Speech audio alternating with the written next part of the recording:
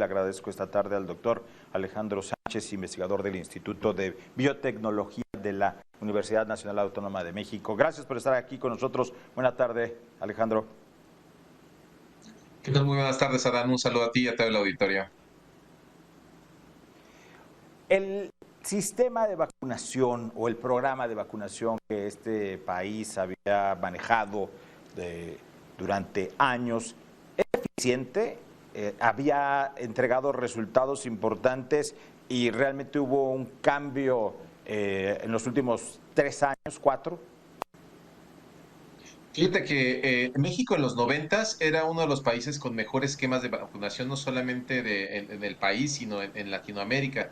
Y sí, con el tiempo se ha ido invirtiendo muy poco en vacunas, sobre todo en la manufactura. Por ejemplo, la empresa paraestatal Birmex, o sea, empezó a sufrir a partir del año 2000 un recorte importante en el presupuesto y hoy prácticamente es una empresa que está abandonada, a excepción de la reciente desarrollo de la vacuna Patria que se está retomando ahí. Pero sí, o sea, se ha apostado o se apostó en un momento dado a la compra de vacunas al extranjero como la India, donde a final de cuentas no se alcanza a satisfacer la producción mundial y pues mucho menos la nacional, ¿no? Entonces, sí ha habido un decremento, la disponibilidad de vacuna y sobre todo que no haya la manufactura aquí en el país ha contribuido a este descenso que vemos en la vacunación.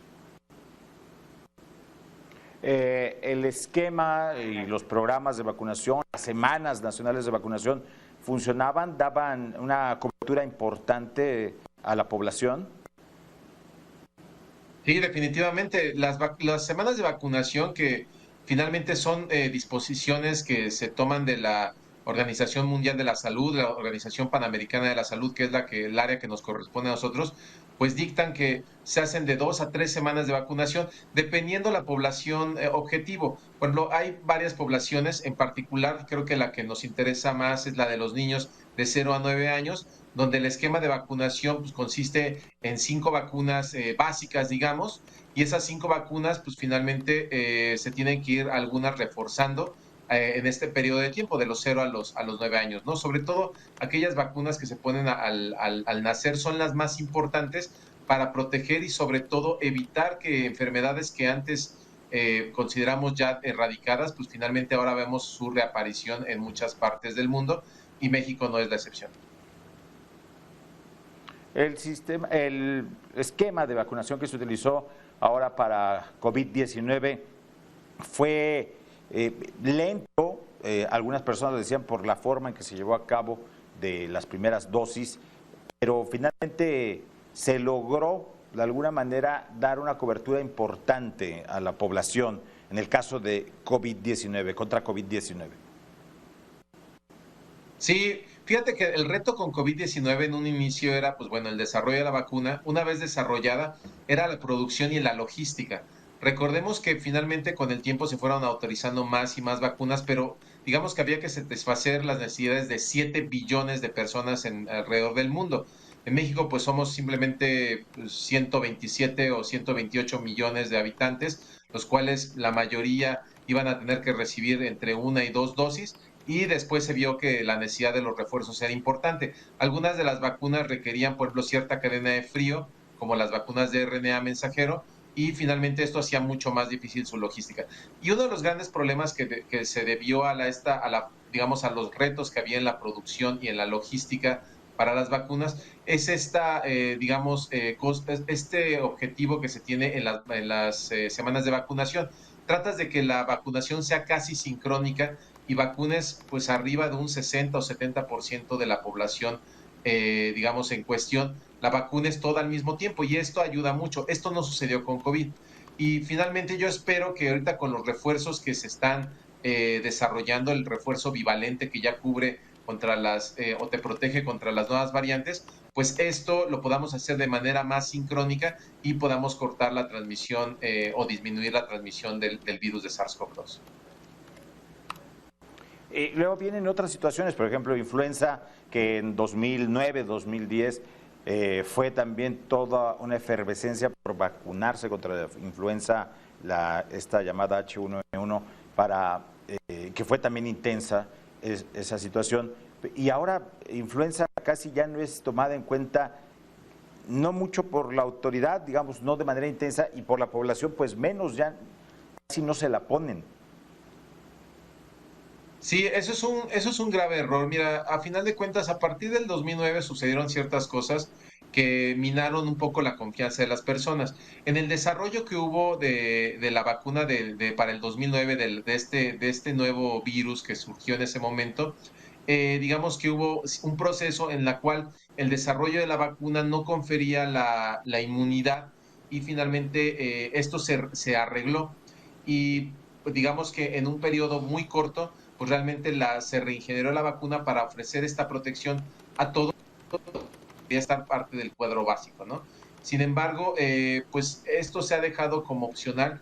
En estos momentos la influenza, la incidencia bajó mucho a raíz de la pandemia de COVID. ¿Por qué? Porque parte de las medidas como el uso de cubrebocas disminuyeron mucho la transmisión de este tipo de virus. Sin embargo, hay que recordar que es un virus estacional. Y entonces en las épocas de frío, pues hay más probabilidad de que se levante otra vez la incidencia del virus y pues si estamos vacunados, pues esto lo podemos controlar, pero pues es un llamado a la población para que esto lo tengan muy conscientes y no minimizar digamos, la bondad de la vacuna, que es que si bien nos va a dar síntomas secundarios que son pues a veces un poco molestos, pues finalmente nos ofrecen una mayor protección y sobre todo que no estamos, se corta la cadena de transmisión. Otra vacuna que resultó con algo de polémica y que también ha tenido sus altibajos, el VPH para niñas. Sí, la vacuna de VPH se debe poner para mayor efectividad en una etapa temprana de la edad de las niñas. Hay que recordar que los hombres, los varones, somos portadores a veces asintomáticos y es un virus que se propaga fácilmente por transmisión sexual y que además tiene una consecuencia muy grave que es el cáncer cervicouterino. Esto pues finalmente, si tenemos a la disposición esta herramienta, más del 50% de la población, pues es algo que debería. La vacuna de VPH pues, protege contra las 6 variantes del virus, de las más de 200 que hay, que finalmente producen cáncer cervicouterino, mientras que las otras producen lesiones como tipo verrugas en zonas de la zona del genital, en algunas otras zonas de la piel. Sin embargo, a las mujeres contra el VPH es una de las cosas que mejor podemos hacer en esta época donde tenemos la disponibilidad de vacunas y sobre todo donde el cáncer es una enfermedad que puede afectar pues la vida y la calidad de vida y la esperanza de vida de las personas que puedan padecer esta enfermedad. Alejandro, tú en este momento, ¿dónde encontrarías, ahora sí que como se dice últimamente, dónde encontrarías áreas de oportunidad de mejorar en nuestro sistema de vacunación actual? Pues mira, una cosa es la planeación, ¿no? O sea, producirlas hay que hacer las gestiones necesarias para tenerlas a tiempo y distribuirlas a tiempo, ¿no? Una de las cosas que ya vimos que es que COVID nos puso a prueba y a pesar de que se hizo un buen trabajo, un área de oportunidades no tirar a la basura lo aprendido con todas las jornadas de vacunación que tenemos de las 90. El programa Correcaminos pues finalmente tiene muchas deficiencias que finalmente se pueden mejorar y que a final de cuentas lleven a esto a que la vacunación sea más eficaz. Por ejemplo, tener, digamos, lugares como las escuelas, como centros de vacunación, donde antes, pues finalmente en la escuela era donde ponían las vacunas, es algo que se podría retomar, ¿no? O no usar, digamos, otro tipo de espacios donde finalmente no tenemos la misma facilidad de concentrar a la gente o nos genera. La otra cosa es la inversión, otra vez en empresas como lo Sí. que era Birmex y a tener una producción de vacunas, digamos, moderna. Birmex, uno de los problemas es que finalmente tanto su instalación y su infraestructura fue deteriorándose y sobre todo no se modernizó. Y hoy en día, por ejemplo, muchas de estas vacunas que se están produciendo o que se están desarrollando ya no son basadas en virus atenuados o virus inactivados, sino que tenemos nuevas tecnologías que deberíamos estar usando, pero para esto hay una infraestructura muy particular. Y finalmente, seguir con el desarrollo, que es la base que nos permitiría desarrollar vacunas para incluso patógenos o parásitos de los cuales todavía ni siquiera son un problema, pero la zoonosis, que es el brinco de estas enfermedades hacia el ser humano, va a ser inminente. Entonces, digamos, muchas de estas las conocemos. Coronavirus, COVID era uno de ellos que se sabía que era muy probable que uno de estos virus pudiera causar un problema en un futuro, digamos eso en retrospectiva hace 10 o 5 años, y pues finalmente nos alcanzó ese futuro y no estábamos del todo preparados. Sin embargo, pudimos salir adelante con la tecnología y sobre todo con la investigación que había detrás. Justo ese punto. Entonces, habría que privilegiar a través de diversas instituciones la investigación y desarrollo entonces de biológicos.